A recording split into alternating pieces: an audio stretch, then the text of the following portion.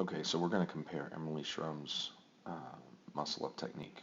She came to work with Duke and I at the same time for about an hour, and what we started with was a muscle up that looked like this. This was by herself. A lot of arm bend to start, knees bent, legs kind of bent.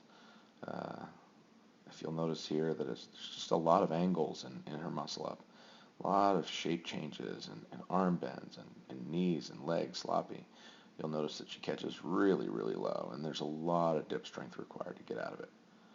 Luckily, she's strong, so she can do these. But what I want to show you is all that we really spent time with Emily doing was just trying to change the tension in her body.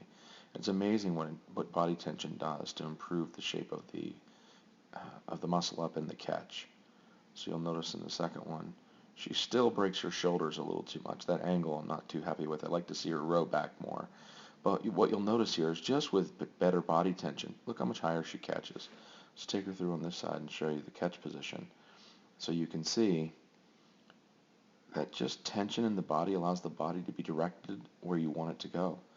So you'll notice here that the difference in the catch is drastic. So again, the most important thing that we did in this 1 hour of working together was just get rid of the knee bends, get rid of the arm bends, let her body be relaxed.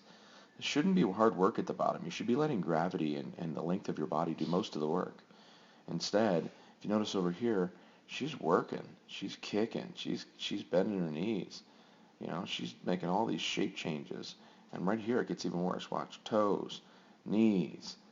Now she's going to try to get her hips up. She does, but look, her hips can only open so far because she's pulling down the angle of her elbows. Her elbows are kind of pulling towards her hips. So when she catches, look how far out the rings are. She's going to have to really work hard to get her body up over the rings. Now she does a good job of pulling in and rowing here and doing that pull-up, but she's pulling directly to the ring, so the catch is always going to be low. And look how high her feet are. She's going to have to make adjustments to adjust to that.